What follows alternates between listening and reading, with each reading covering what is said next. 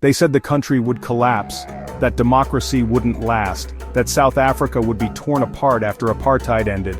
But 3 decades later, it's still standing, scarred, complicated, but alive. Here's what they never told you about the real South Africa after 1994.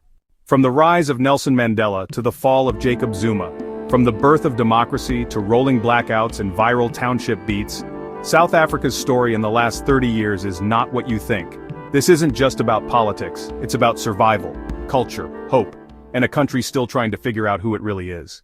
Let's travel through 3 chaotic, beautiful, unbelievable decades of South Africa, through the cities, the rural villages, the protests, the music, the chaos, and see what the rest of the world missed. In 1994, the world celebrated. Nelson Mandela walked free. Apartheid, the system that brutally segregated South Africans based on race, was officially over. Everyone called it a miracle. Part 2, 2000 to 2008. Cracks in the rainbow.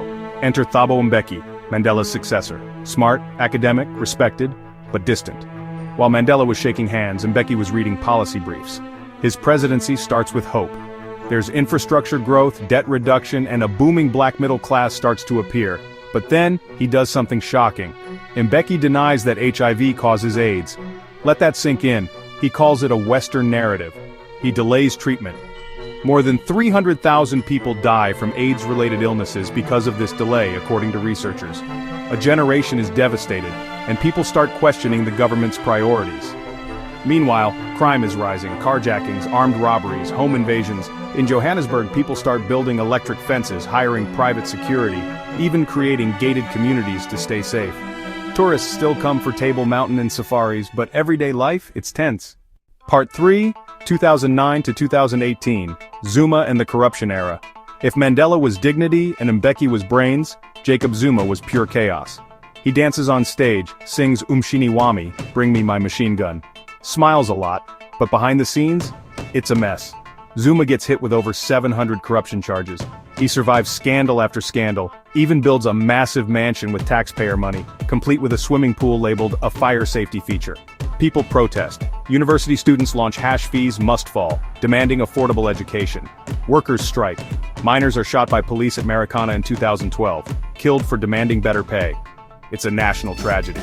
Zuma reshuffles cabinet positions like playing cards. State-owned companies fall apart. Power cuts, load shedding, become a normal part of life. Want to cook dinner? Too bad, the lights are out. Whole cities go dark for hours. Businesses suffer, people get used to it, but South Africans are tough. They joke about it, laugh, improvise. The memes, legendary. Still, by 2018, people have had enough. Zuma resigns. Part 4 2018 to present Ramaphosa and the aftershock. Cyril Ramaphosa steps in, former union leader, now president. He promises to clean up the mess. But it's not easy. Corruption is everywhere. The economy is slow. Youth unemployment, over 60% in some areas. Then comes COVID-19. South Africa locks down hard. Soldiers patrol the streets. People get arrested for breaking curfews just to find food. The poor suffer most. Then, 2021, it explodes. Zuma is arrested, his supporters riot, warehouses burn, malls are looted. Over 300 people die in the worst violence since apartheid. It feels like everything is falling apart. But again, South Africa survives. And amid the chaos, something else is happening. Let's talk about the real South Africa. Not just politics, but music, style, food, energy. From the townships of Soweto to the beaches of Durban, something wild is growing. Kwaito music in the 90s, then house, then G-com. Now, amapiano, a mix of jazz, deep house, and soul. Pure South African. Kids dance in the streets, TikTok explodes with local beats, townships become cultural hubs, Shisanyama spots serve grilled meat and beer with blasting speakers and non-stop dancing. Languages mix. You'll hear Zulu, Xhosa, Afrikaans, English, sometimes all in one sentence. And fashion, bold, bright, loud.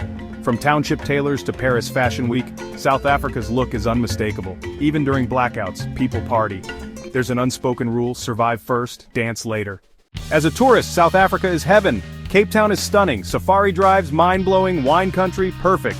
But the real story, it's in the contrasts. 5-star hotels, right next to tin roof shacks, lamb chops for tourists, while locals stand in food lines. Luxury trains, in a country where regular trains often don't run. Some call it hypocrisy, others call it reality. But one thing's true, No one who visits South Africa leaves unchanged. You feel the tension, the beauty, the pain, all at once. South Africa should have collapsed, but it didn't, because in spite of crime, inequality, and corruption, in spite of power outages, bad leadership, and broken promises, there's something unbreakable here. Call it spirit, call it Ubuntu, call it madness, but it's real. This country doesn't just survive, it reinvents itself again and again. It holds the pain of the past, the mess of the present, and still finds a way to sing about the future. That's South Africa, and it's still writing its story.